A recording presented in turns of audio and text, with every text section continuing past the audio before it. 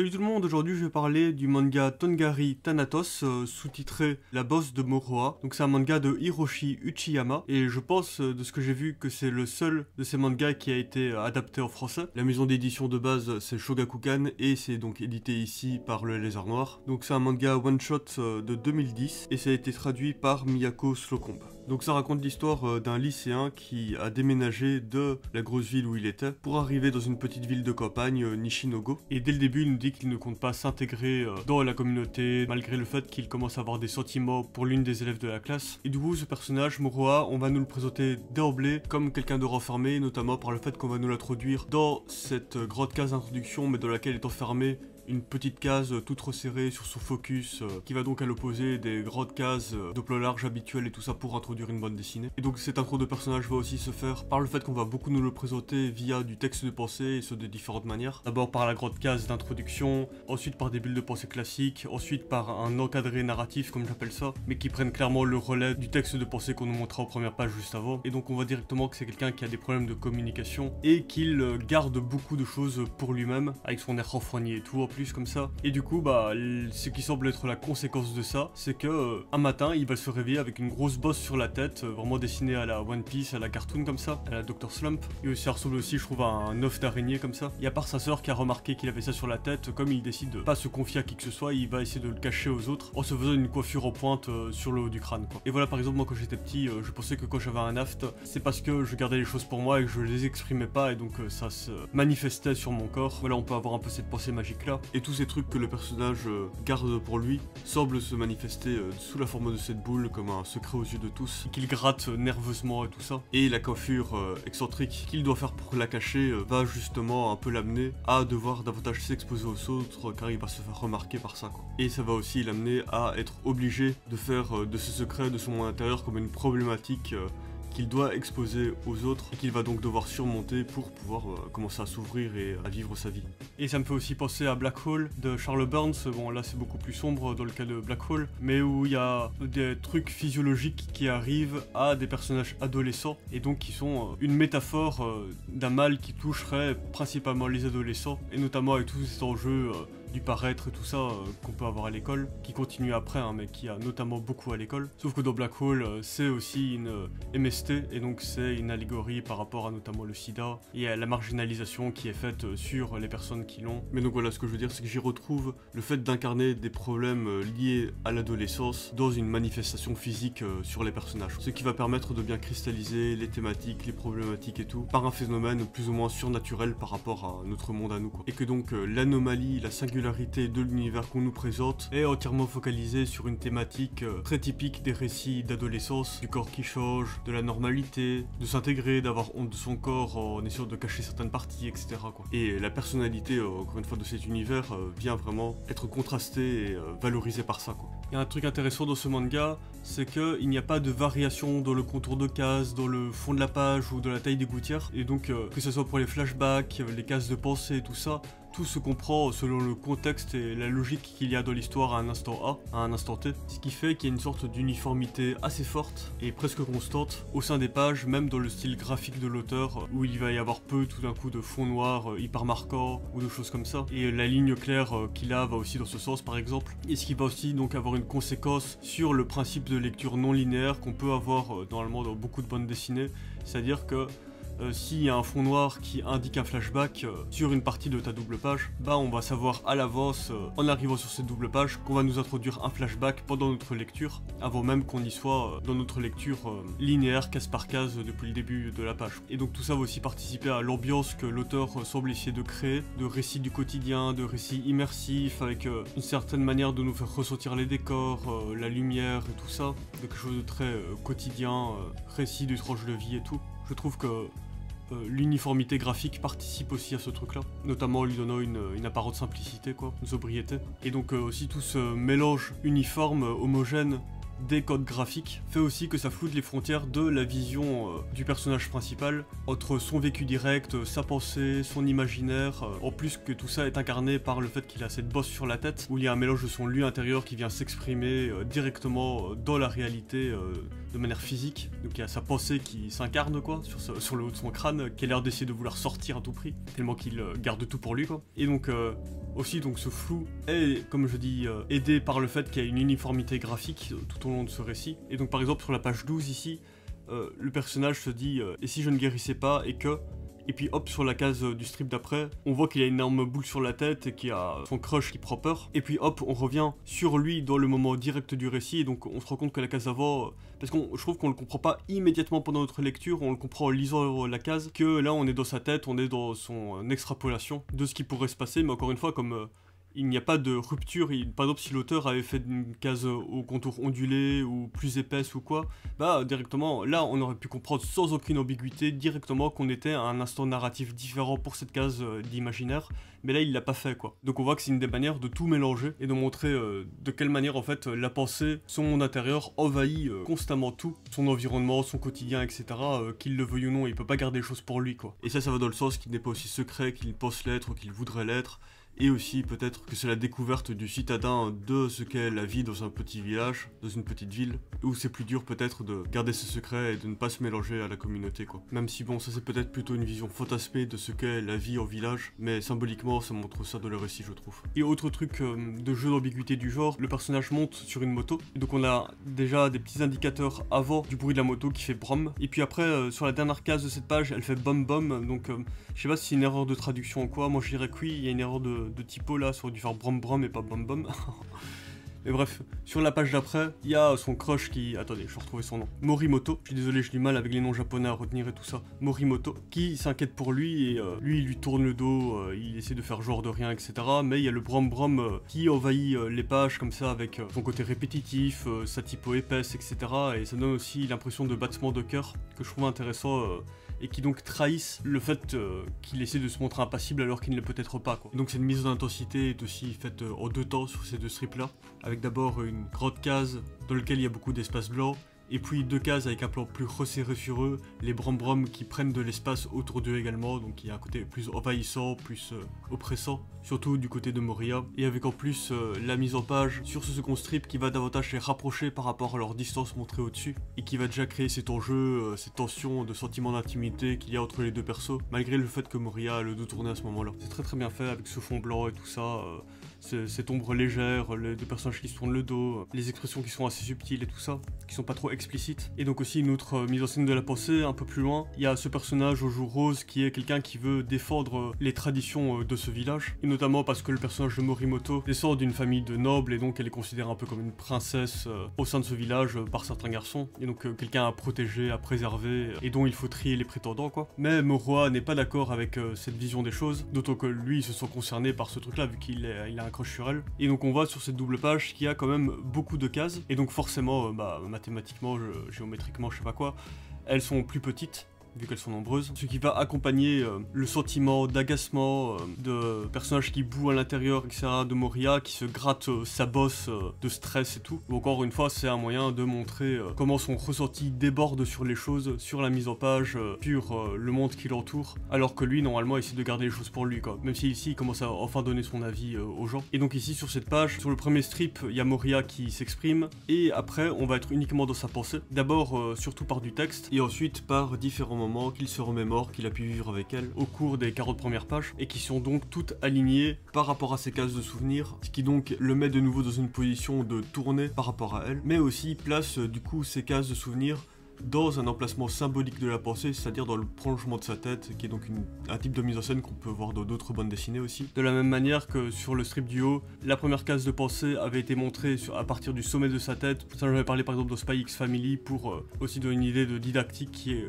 pour accompagner le lecteur et indiquer de manière plus forte qu'on est face à une pensée ici, le rattacher à la tête du personnage, c'est un truc qui se fait bien. Et donc je trouve ça joli la mise en scène de ce dernier strip qui à la fois sont le prolongement de sa tête, donc de son monde intérieur, et qui en même temps semble déborder déborder de lui du coup, avec donc encore une fois ce symptôme de lui qui se maintient sa bosse qu'il se gratte. Ensuite on tourne la page et ici on arrive au contraire sur une double page avec des grandes cases, avec presque pas de texte, et donc quelque chose qui vient plutôt donner un sentiment de légèreté par rapport à la case de montée en tension d'avant, et donc montée en tension qui va atteindre son sommet on va dire, avec ce moment où le personnage s'est en fin de compte arraché sa bosse à force de la gratter nerveusement, même si ici on dirait qu'il l'a juste percée, donc il l'a arrachée mais elle repoussera rapidement par la suite comme c'est une bosse magique. Donc déjà c'est intéressant cette première grande case verticale où il y a le screech qui est donc l'onomatopée relié au fait qu'il arrache sa bosse, qui est situé tout en haut et en haut des personnages au sein de cette case, et qui donc accompagne vraiment bien cette idée du geste d'avoir arraché quelque chose, donc de l'avoir soulevé depuis sa tête, d'autant que cette bulle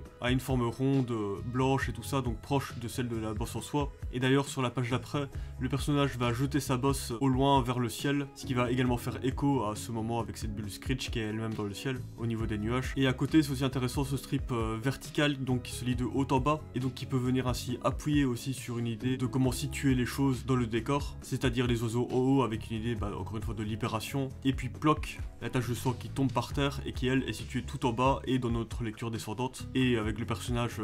au jour rose qui est au milieu. Donc aussi bien dans l'idée de lecture progressive que dans l'idée de situer des objets dans le décor, c'est intéressant comment c'est fait. Et donc dans cette idée de symbolique de ces deux pages, qui va donc dans le sens d'une libération au moins partielle de la parole de Moria. Ici il dit à l'autre perso, vous mettez le doigt dans l'œil. Parce que sur la double page précédente, où il commençait à contester les traditions de ce village, etc. Et puis après il se disait, on peut même pas vivre tranquillement dans cette ville si seulement je n'avais pas emménagé ici. Et donc oui, à ce moment-là, il se renferme de nouveau sur lui-même. Et puis après, il y a une case blanche qui donc est déjà ici dans un contraste en termes graphiques, de signification et tout par rapport à la case d'à côté où il est occupé de se gratter et se renfermer de nouveau dans une case noire. Ici sur le je n'aurais pas rencontré Morimoto, il y a davantage une idée de liberté, d'un sentiment contraire par rapport à celui de se renfermer. Et donc comme je disais après, il revoit des images du passé, de souvenirs partagés avec elle. Et donc il y a un peu cette confrontation entre fuir ou s'assumer qui est mis sur enjeu et qui vient donc après se résoudre entre guillemets par lui qui tranche entre ces deux enjeux en allant du côté de la case de la légèreté qui est donc reliée à Morimoto et qui est donc celle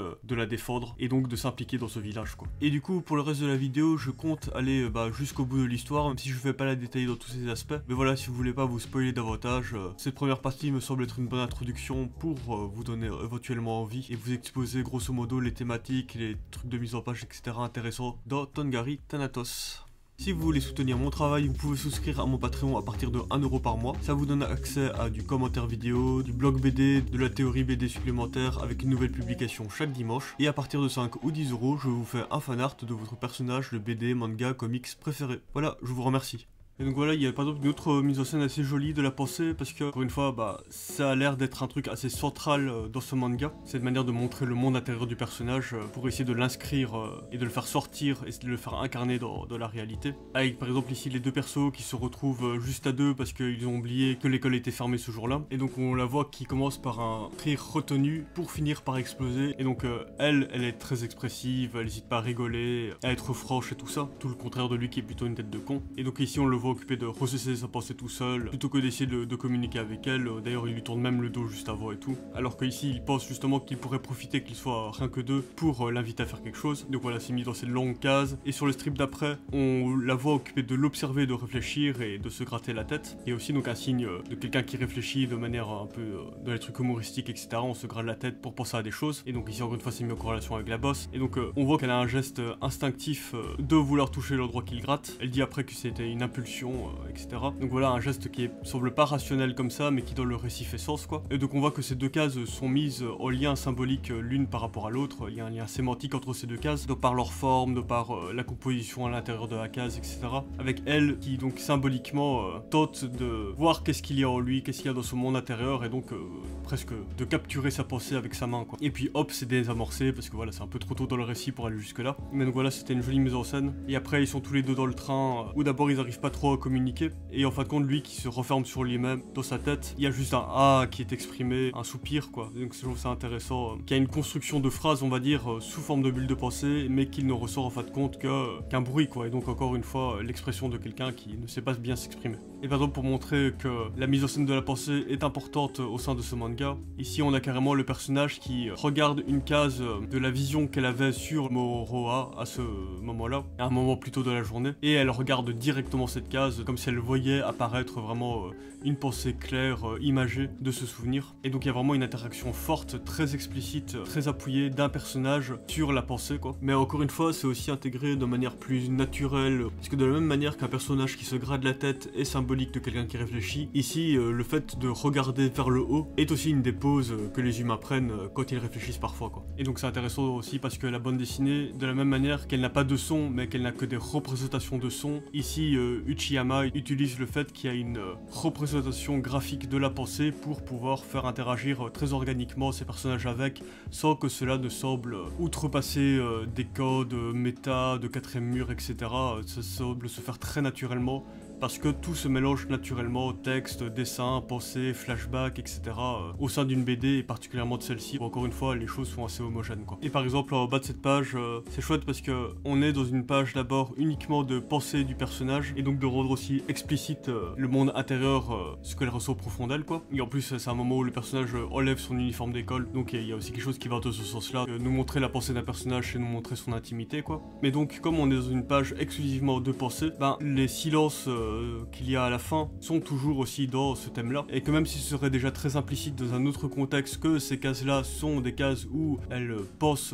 à Moria, la thématique exclusive de ces pages vient encore renforcer cet aspect-là, et donc vient encore nous, en tant que lecteur, nous faire projeter des choses sur ces dernières cases muettes à ce niveau-là quoi. Et donc potentiellement aussi nous impliquer davantage dans ces cases d'intimité, de non-dit et tout ça. Et donc cette case-là où elle regarde au dehors est mise au lien quelques pages plus loin, où Moria pense à elle. D'ailleurs son prénom c'est Eriko, hein, je vais plutôt l'appeler comme ça du coup, plutôt que par son nom de famille. Où le personnage est aussi dans une page exclusive de pensée, et où il finit par regarder le ciel, même s'il est déjà au dehors contrairement à Eriko. Le fait de regarder le ciel vient expliciter le fait de regarder au loin comme elle le faisait. Et que donc sa bulle de pensée, je me demande ce qu'elle fait en ce moment, avec des points de suspension, s'accompagne ce mélange aux nuages qui se décompose petit à petit de droite vers la gauche, donc dans le sens de la lecture, et qui donc accompagne l'idée aussi d'une pensée qui se perd dans la contemplation, qui continue aussi de manière plus abstraite, comme l'étaient les cases plus abstraites, complètement muettes de pensée d'Eriko avant quoi. Donc voilà, c'est assez joli. Et ensuite en fait, parce qu'il y avait un enjeu dans ce chapitre de glace pilée que Eriko avait proposé de manger à Moria, et que lui avait refusé, etc.,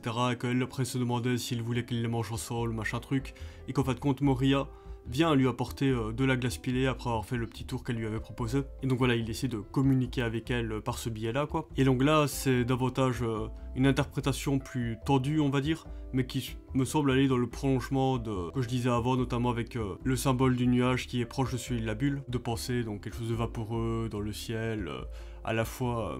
tangible et intangible, etc. quoi. Et bien ici, le personnage lui apporte de la glace pilée pour essayer de se rapprocher d'elle et d'exprimer quelque chose. Et donc ça se fait via ce truc-là qui, donc dans cette BD en noir et blanc, est représenté comme un rond blanc avec lequel on peut interagir, que l'on peut manger, etc. Et qui donc peut peut-être rappeler une bulle de parole, en tout cas une bulle de manière plus générale, mais avec laquelle, qui contrairement au nuage, on peut interagir avec, encore une fois. Et donc décider d'être quelque chose qui va vers de l'explicite envers l'autre personnage. Et d'ailleurs c'est rigolo hein, parce que elle lui demande alors c'est bon hein, je te l'avais dit quoi en gros. Puis on a deux cases en vis-à-vis de deux personnages qui ont tous les deux une bulle avec 3 points de suspension, et en plus même s'ils sont l'un face à l'autre, ça j'en avais déjà parlé notamment sur en analyse de planche d'Astérix, la mise en page les met en opposition par rapport à leur remplacement physique dans le décor, c'est-à-dire normalement ils sont l'un en face de l'autre assis à une table, mais la page la met dos tourné par rapport à lui, ce qui est donc une position que lui-même prend souvent, de se détourner des autres, de ne pas les regarder. Et donc même s'il y a ce reprochement à ce moment-là, bah c'est pas encore ça quoi. Et d'ailleurs ça se termine par des encadrés narratifs, et donc de la parole que le personnage garde pour lui-même. Je n'ai finalement pas réussi à demander à Morimoto pourquoi elle m'attendait là, et avec donc toujours ce fond en nuage, un autre s'il vous plaît, encore. Donc voilà des petites scènes jolies, touchantes et tout ça, ce manga fait très bien ça, c'est très agréable. Et d'ailleurs j'avais déjà commencé à l'évoquer, mais dans cette interprétation de symbolique de la bulle, de la parole, de la pensée, via les nuages, la glace pilée, et bien la boule sur sa tête, et aussi un peu la synthèse de tout ça. Et donc cette boule peut aussi incarner une bulle de pensée qui essaie de s'incarner en étant davantage comme peut l'être une bulle de parole par rapport à une bulle de pensée, vu qu'on est dans des niveaux, encore une fois, de représentation d'expression humaine, on va dire, avec la bulle de pensée qui est à la fois présente physiquement dans la page, mais en même temps éthérée car invisible pour les personnages. La bulle de parole qui, elle, s'incarne davantage, même s'il est toujours rendre en soi invisible d'une certaine manière, les personnages la ressentent plus directement parce que c'est une représentation de son, donc ils l'entendent, ils réagissent par rapport à elle, etc. Et donc la boss est une incarnation de continuité graphique de tout ça, on va dire. Et donc ensuite il y a un tournoi de judo, et donc là il y a Eriko qui dit pour gagner il faut s'imaginer la victoire, s'imaginer la victoire. Ouais, s'imaginer comment on peut vaincre son adversaire par exemple. Son adversaire, celui qui cache le fond de sa pensée et ne cesse d'être de mauvaise foi. C'est vrai que j'ai un peu tendance à être comme ça. Dans ce cas, si je peux ignorer cette boss et faire les choses telles que je me les suis imaginées. Donc on voit ici qu'il y a de nouveau cet enjeu-là. Et par exemple, face à l'adversaire d'un des personnages, Biké, lors de leur combat, le gars il dit je vais t'écrabouiller et hop, il finit effectivement par l'écrabouiller. Et donc on voit qu'il y a une idée d'incarner sa volonté, son envie dans l'action, et donc en faire une réalité. Et que donc c'est grâce à ça qu'il a gagné sur l'autre personnage, quoi. Donc voilà, de nouveau cette mise en enjeu de cette thématique, de manière encore plus explicite on va dire. Et on voit aussi qu'ici, l'auteur a quand même mis des cases un peu diagonales pour sa scène d'action, avec une répétition de mise en scène entre les deux doubles pages, d'échange de combat entre ces deux adversaires, échange de coups sur la page de droite, et puis hop, on bascule l'adversaire et on le fait atterrir dans une longue case qui est en diagonale. Et donc après il y a Moroha qui va se battre, un peu plus déterminé que d'habitude. Il dit qu'il a imaginé une trentaine de manières de battre son adversaire, donc on voit le mec obsessionnel dans le fait de se faire des plans dans la tête, quoi, de se projeter et tout ça, hein. Par exemple il parlait aussi au début que plus tard il va être genre chanteur de blues, en se créant tout un imaginaire et un vécu futur autour de ça et tout ça. On voit que c'est pas juste un personnage renfrogné sur lui-même ou quoi, il nourrit aussi un imaginaire et donc il est plus riche que ça, quoi. Donc ce qui est intéressant c'est qu'il y a de nouveau une répétition de la mise en scène de double page dont j'ai parlé avant, avec sur la page de gauche la diagonale. Sauf qu'ici il y a un plot twist au moment où Moroha devrait se ramasser. Il y a une case où il est la tête à l'envers sur un fond noir avec une bulle de pensée qui donc incarne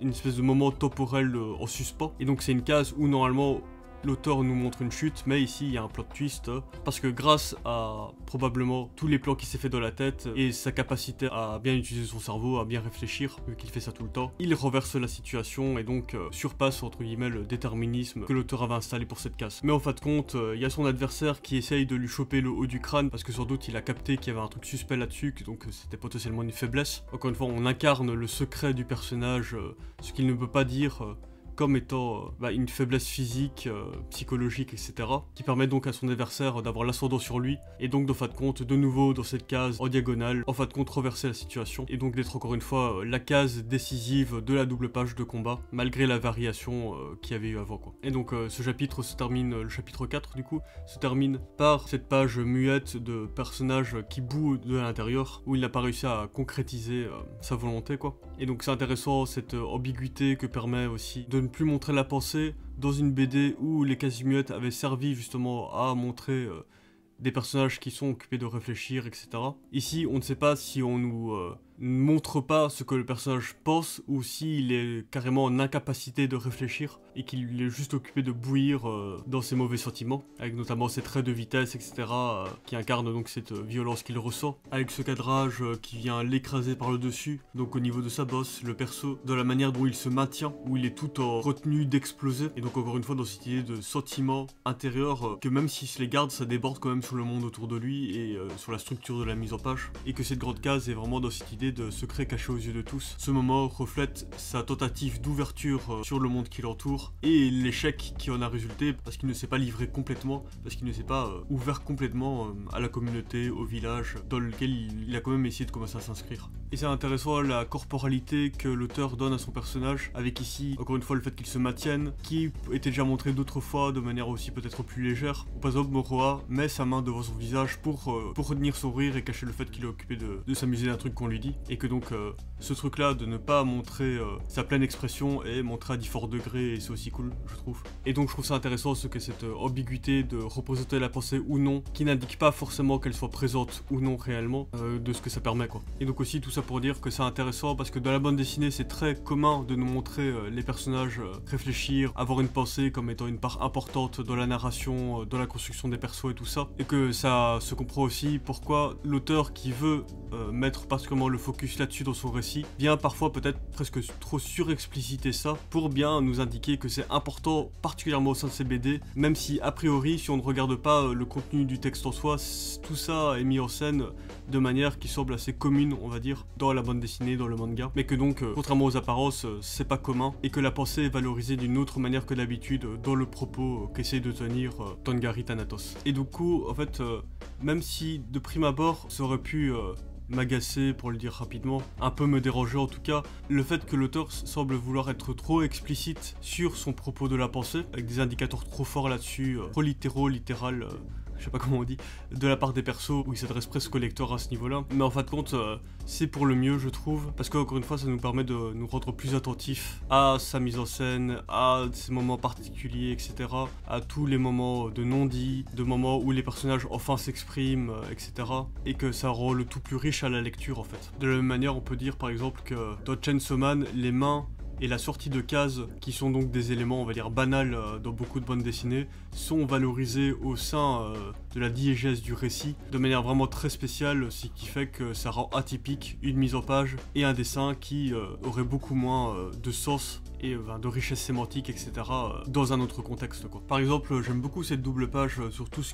qui est du non-dit, de la pensée, etc. Du coup, c'est le chapitre 5, donc c'est juste après le match de judo. Et pendant un festival de l'été ou un truc comme ça, il y a le fameux classique dans les histoires romantiques du quiproquo où Eriko pense que Moria drague une autre meuf, et donc le lendemain elle essaie de lui faire comprendre qu'ils sont en froid, quoi, mais sans lui dire directement. Tout ce qu'elle va lui dire en parole c'est salut, mais avec cette tête qui fait bien comprendre que c'est pas un salut habituel, et d'ailleurs cette tête est vraiment incroyable, et qui joue donc aussi sur une forme d'implicite. Et sinon tout le reste va être de la communication non verbale, donc c'est vraiment une chouette double page à ce niveau-là, toujours avec ce dessin très efficace,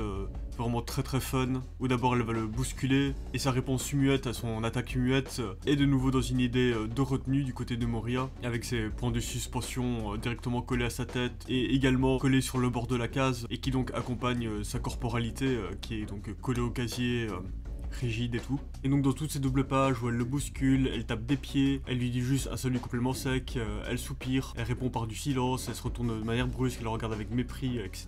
Il y a toute une idée de communication quasiment entièrement non verbale, et donc communication à la fois implicite et en même temps extrêmement explicite sur le fait qu'elle rogne contre lui. Et donc c'est fait de plein de manières différentes que je trouve vraiment cool, dans leur variété, dans leur enchaînement. Par exemple le fait qu'au moment où elle se retourne brusquement sur lui, il y a ensuite un plan où sa petite mèche en échalote sur la tête est coupée, et elle se dit sans cette coiffure je ne l'aurais pas remarqué, avec un pff de mépris, et elle qui est en hauteur par rapport à lui et tout. Donc voilà, cette scène rentre vraiment bien dans cette thématique et d'enjeux de communication, de pensée, etc. qu'il y a dans ce manga, et que c'est cool de montrer de quelle manière Eriko elle aussi agit par du non-dit avec sa propre personnalité, sa propre manière, par rapport à Moria qui lui aussi le fait à sa façon. Par exemple, lui au lieu de se retourner brusquement sur quelqu'un comme elle l'a fait, il va au contraire tourner le dos, et donc ça montre aussi les deux côtés opposés dans le caractère des personnages, plus que dans leur communication indirecte. Mais en fin de compte, le quiproquo va être résolu. Et donc on entre sur une nouvelle double page qui est aussi en partie montrée sous une communication non verbale,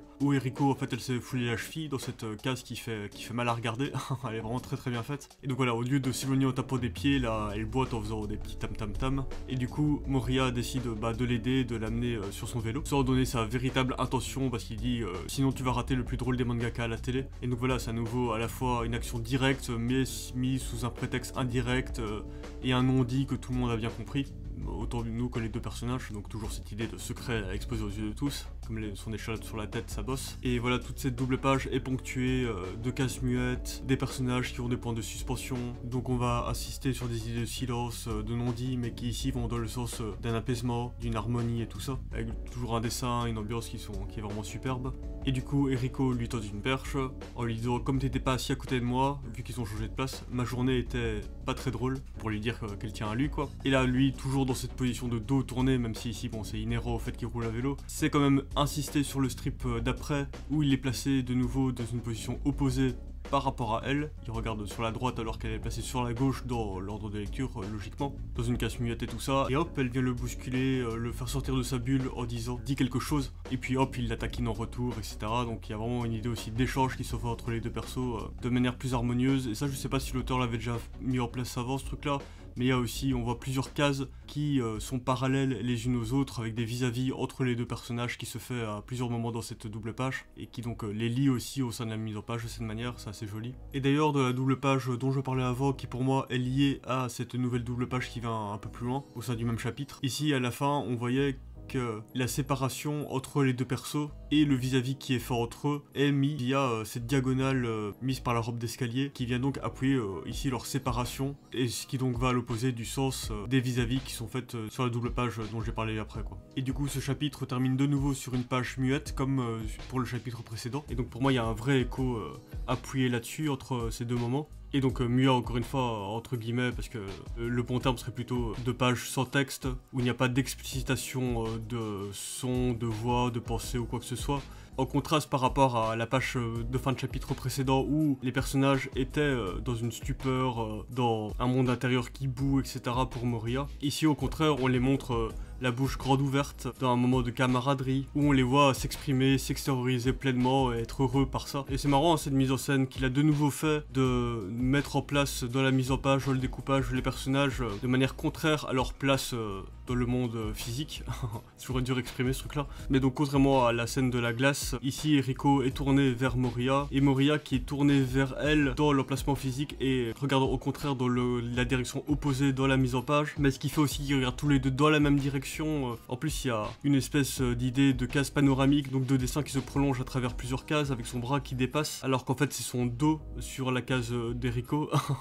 Donc il y a un truc un peu d'harmonie qui se déroule quand même si on regarde pas l'un directement l'autre dans les yeux, ce qu'il aurait pu faire dans la mise en page mais qui aurait peut-être été plus simple aussi. Et là je trouve qu'il y a vraiment quelque chose d'assez fin qui se fait et qui rend aussi plus intangible, plus dur à décrire le sentiment de bien-être qui se passe sur ces deux cases et sur cette page plus généralement. Il y a aussi donc cette idée que c'est une scène qui se passe de mots, la communication va déjà au-delà de ce qui se dit littéralement quoi. Et donc toujours dans cette idée d'incarner d'une autre manière une bulle de bande dessinée, bah ici il y a le moment où Moria révèle à Eriko qu'il a la bosse sur la tête. Déjà il y a la prolongation de cette mise en scène de la main d'Eriko qui voulait aller vers le sommet du crâne du personnage et qui avait aussi été mis en scène via une case extrêmement semblable mais qui là ressemblait plus à une agression parce que le gars atteignait le haut de son crâne dans un but de violence, sans consentement, etc. Il y a aussi la mise en scène du bruit de moto slash battement de cœur qui est repris aussi. Et puis donc dans cette idée d'incarnation de la bulle, on les montre tous les deux sous le parapluie, donc sous un même rond blanc et donc enveloppés dans une même intimité, dans un même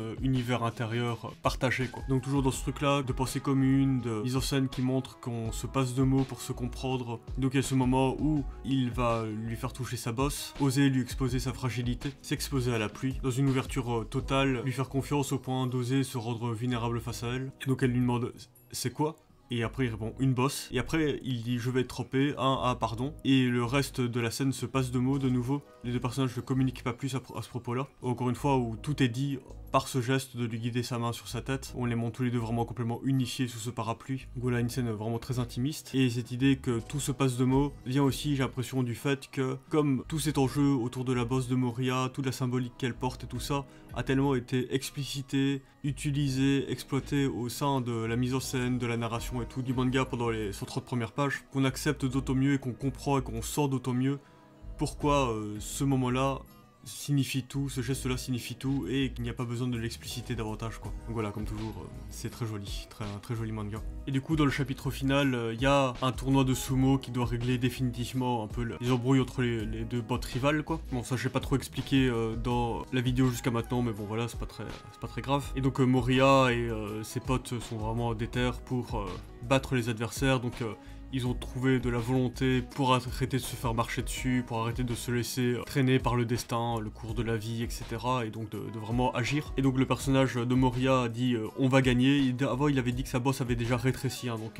et donc dans cette case où il dit on va gagner, bah, le cadrage coupe sa petite houppette et donc sa bosse sur le sommet de son crâne, donc ça montre sa détermination vu que la bosse représente au contraire ses doutes, ses non-dits, etc. Et d'ailleurs son adversaire qui croyait qu'il avait toujours ça comme faiblesse, de vouloir protéger à tout prix le sommet de son crâne même s'il ne savait pas pourquoi, et bah là il se méprend parce que ce n'est pas important dans le combat et donc Moria finit par gagner sur lui malgré le fait que son adversaire se soit agrippé à ses cheveux, et donc il en ressort avec la tête tout ébouriffée et donc aussi symboliquement la houppette en coiffure d'oignon qui cachait sa bosse qui ici bah a éclaté et s'est libérée quoi entre guillemets. guillemets, avec cette nouvelle coiffure ébouriffée. Et puis donc voilà, il reçoit des coups par une botte de motard, machin truc. Et là il y a une scène assez jolie où il n'y a plus que lui et Eriko décide de l'embrasser. Et donc c'est chouette que ça se fasse dans la disposition des personnages, encore une fois, qui est de nouveau assez maligne de la part de l'auteur. Lui il est couché,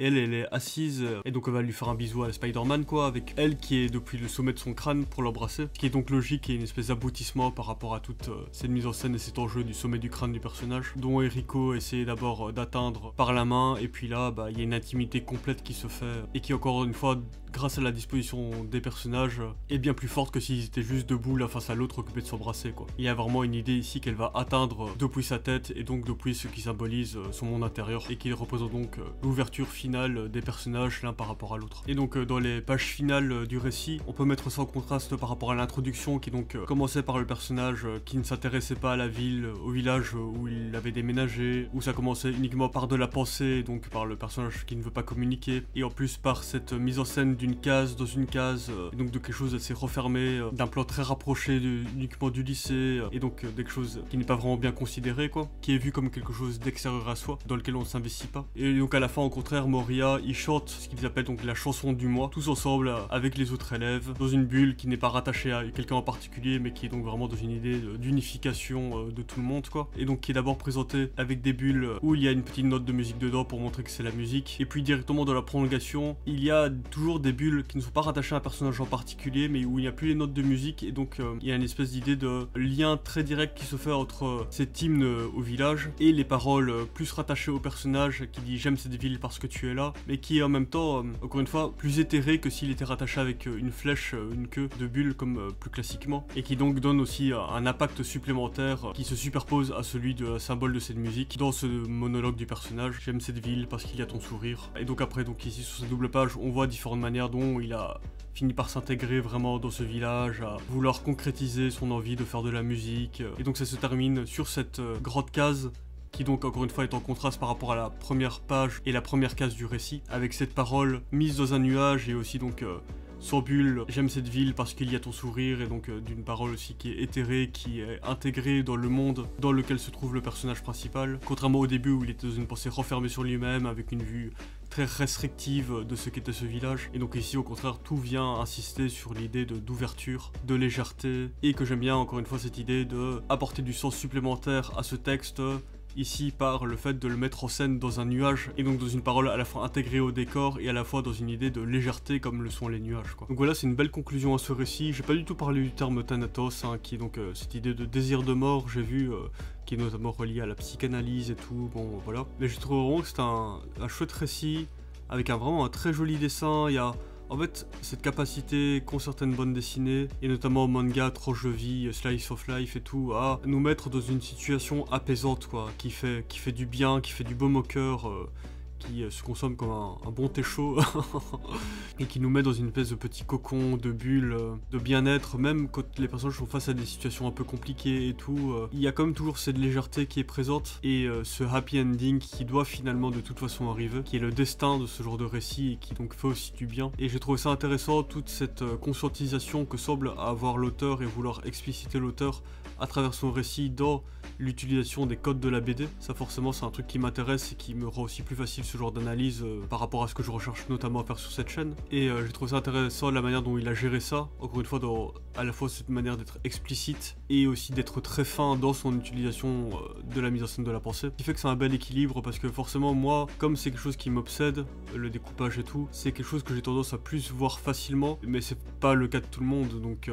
on peut pas uniquement juger une BD par rapport à ses propres critères, et que je pense que ce côté explicite peut sembler lourd, potentiellement lourd à des types comme moi, mais que je pense qu'il est nécessaire pour la majorité des lecteurs et des lectrices, et qu'encore une fois il est très bien contrebalancé par toute cette beauté, cette finesse et cette émotion qu'il met dans sa mise en scène. J'ai également beaucoup aimé que ce soit un auteur qui utilise énormément le principe de lecture non linéaire, et donc de beaucoup créer de liens distant entre des cases qui sont éloignées les unes des autres par des liens graphiques très explicites, très appuyés, notamment par exemple sur ces fins de chapitres muettes qui s'enchaînent. Il y avait vraiment beaucoup d'exemples qui allaient dans ce sens-là dans cette BD et c'était vraiment cool à voir. Et que même donc si vous n'avez pas lu ce manga avant de regarder la vidéo, même si j'explicite beaucoup de choses, je pense que ça vaut le coup d'être lu et qu'encore une fois c'est un manga qui fait du bien